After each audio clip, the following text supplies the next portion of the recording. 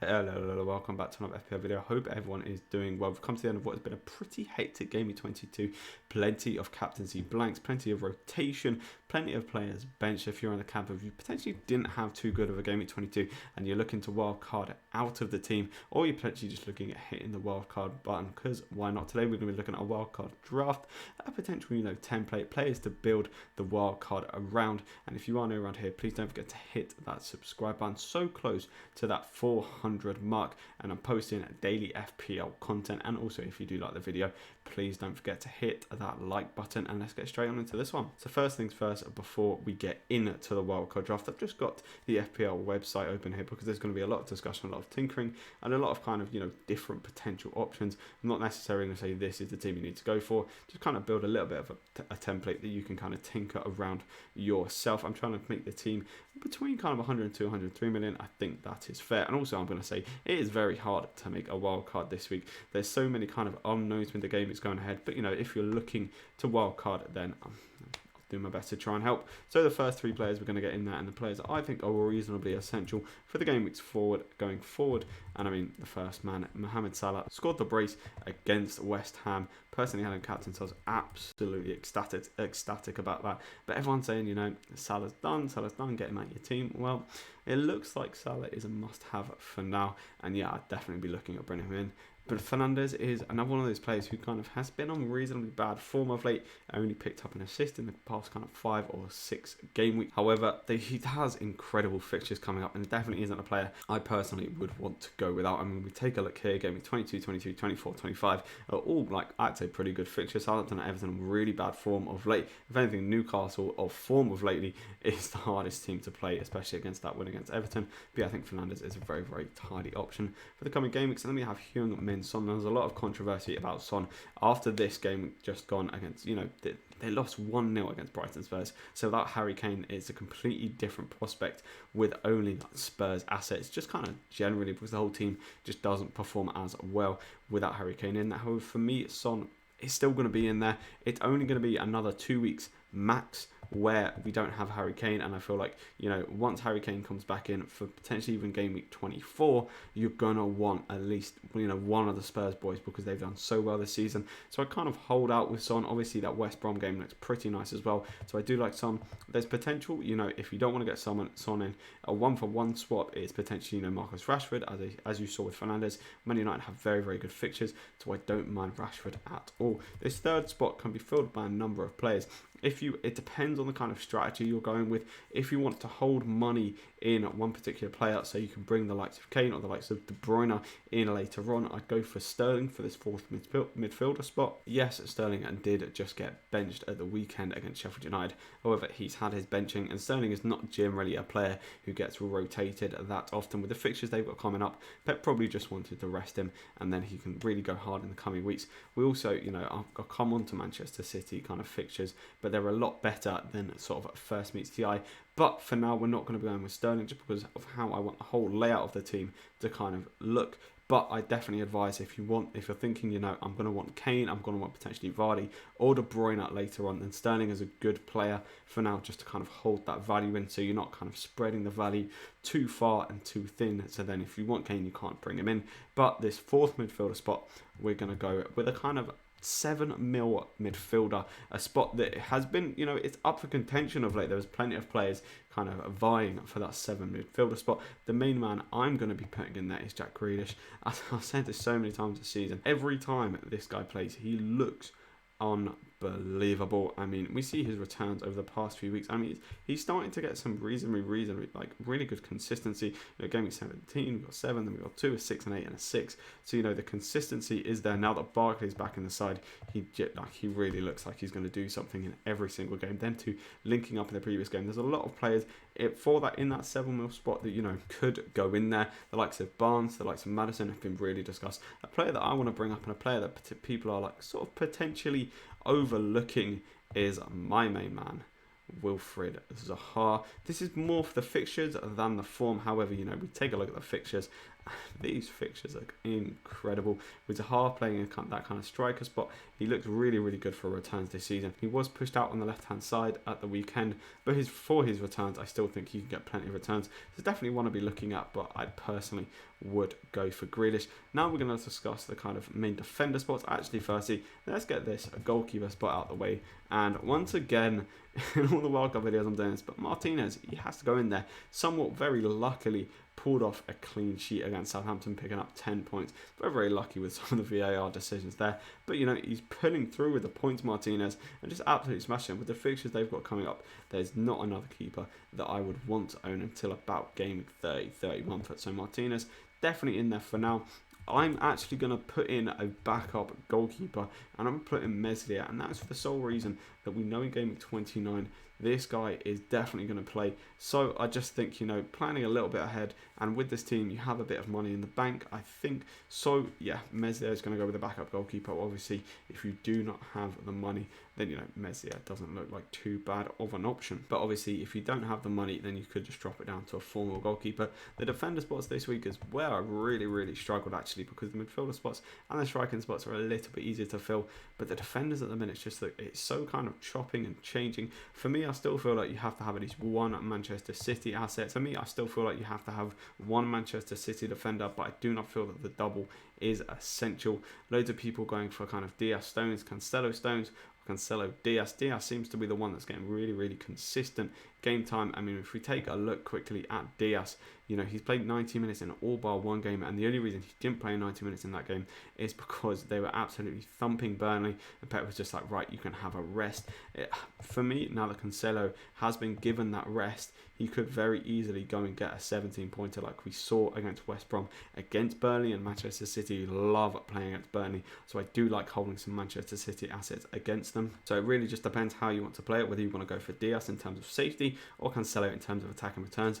Now that Diaz has actually played this weekend, there's a part of me that thinks he could potentially receive a benching against Burnley, because, you know, he's going to want his best two centre-backs, or, you know, all of his playing players to be fit for the upcoming fixtures that they do have. And talking of those fixtures, as I said I would come on to, you know, the Liverpool fixture and the Burnley fixture. I mean, the Burnley fixture looks okay for City. The Liverpool fixture will be a tough game, but it's not as though nothing will happen. I mean, in terms of defensive assets, you know, probably better that nothing does happen. But in terms of this game week 24, yes, it is against Spurs. They did lose this reverse tie earlier on in the season. However, this game week 24 is likely going to be a double game week, so all of a sudden doesn't look too bad. Then 25 against Arsenal, not too bad. 26 likely to be a double for Man City, and 27 also likely to be a double for Man City. So the fixtures are actually pretty decent coming up. So I definitely think with some Manchester City assets are pretty viable options. Then taking a look at the rest of the defender spots, how we're going to kind of build this is we're going to go two kind of 5 mil plus players here and here. We're going to go for a 4.5 mil player and then a bit of a stinky cheaper player. In terms of the 5 mil plus options, there are plenty of players that you can go with. You know, the likes of Azpilicueta, the likes of Alonso coming back into that Chelsea team and absolutely smashing it. I kind of hold off on Chelsea players for now. Rudiger looks like a reasonably cheap option. Bit more of a punt, I say, but like he seems to be getting in the back of that Chelsea defensive for 4.5 mil. I definitely think it's a little bit more worth the risk, but not. I personally would not be going anywhere near them for the time being until like kind of Tuchel figures out his starting 11 team.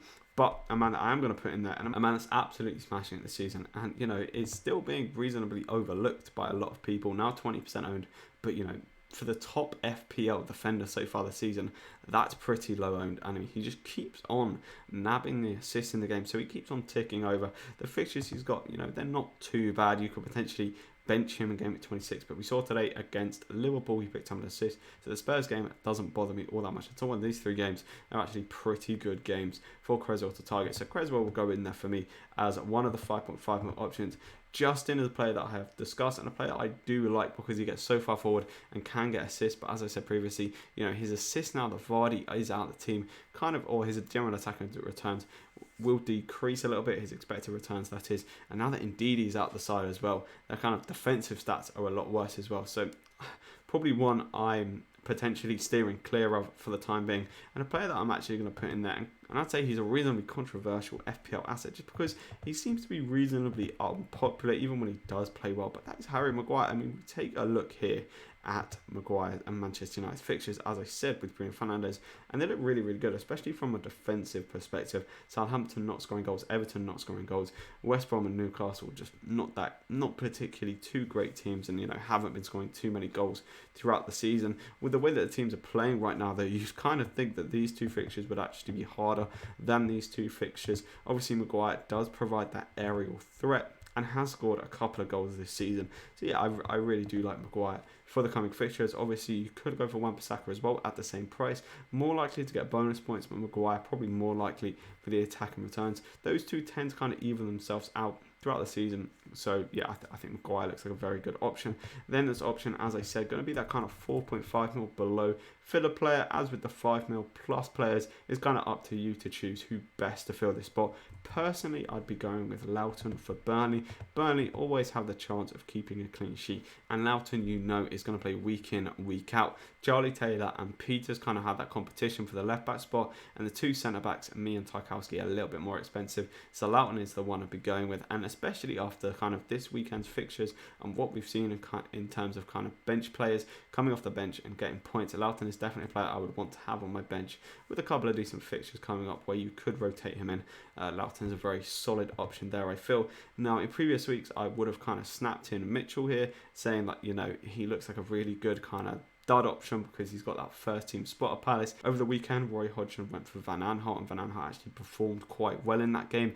And whenever Palace win, Hodgson tends to stick with the exact same lineup. So it seems as though Mitchell for now has lost that place. So I don't think he's too bad of an option for 3.9 mil. He will be in and out of the side throughout the rest of the season. However, if you want a player who's consistently going to play every single week, then I think Jamal Lewis is your guy. They don't have two great fixtures coming up. Newcastle, he did actually whip out an 11-pointer this weekend against Everton, as we can see here. So, there's a potential for points, I'll say. But obviously, yeah, fixtures aren't too great. But as a 4.2 mil starting player, yeah, you don't really get much better, in my opinion. Now, we've got one more midfielder spot to fill and 3 attacking spots.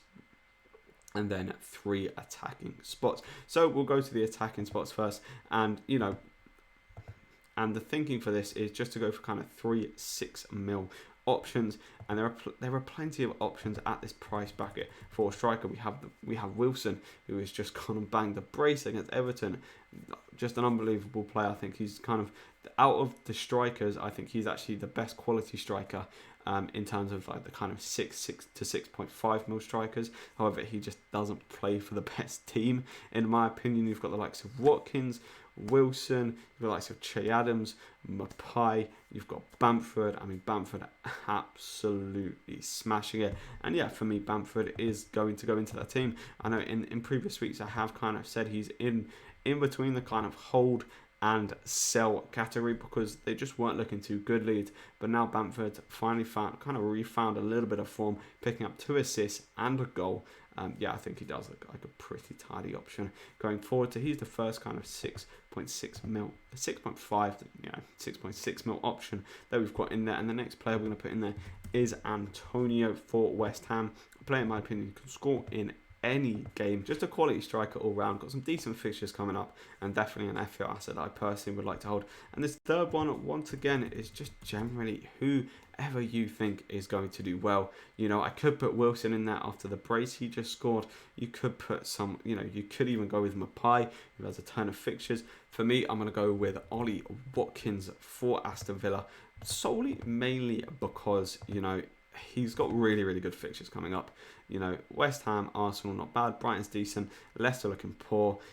Leeds, Wolves, I mean, they're likely to have a double here. They're either going to have a double against Leeds and Sheffield, or they're going to have a double against Leeds and, one of the teams that aren't to be confirmed, like Spurs or Everton, and then they will play game week 29. So, I really, really like Aston Villa assets. They look like they can score in every single game, and that leaves us a little bit of money for this kind of 5 mil spot is what I want to call it. And a man that's haunted me throughout the season, Thomas Souček. However, the triple up on West Ham, I'm not sure if I like it. But then again, the combination of Souček and Creswell has been unbelievable this season. So if you can tap into that and maybe rotate Souček in when they've got good fixtures, you know, you have here, you've got a triple up on Aston Villa and West Ham. So maybe that's something to think about in terms of, you know, maybe choosing Wilson instead of Antonio or Watkins, and maybe picking, you know, Che Adams or one of the other strikers in that kind of 6 more bracket other than them. And as I said as well before,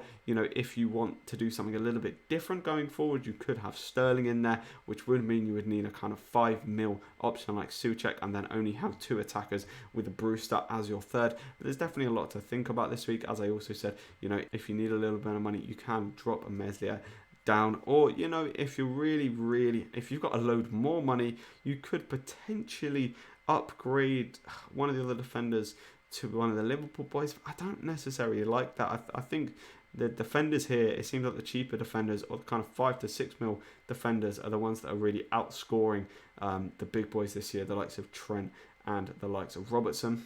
So I think this is kind of like a general template with how I'd look to build a wild card for this game week. It is a pretty hard game week to wild card in, and personally what I would say is, you know, if you're looking to bench boost or you're looking to do things for the double game week 26, just hold off the wild card for now. You know, you may have had a bad game week 22, but you'll turn the corner soon. If you have enjoyed this quick little look at a wild card kind of template draft for game week 22, please don't forget to hit that subscribe button. So close to that 400 mark now, and don't forget to hit the like button if you did enjoy the video. I'll catch you in the next one.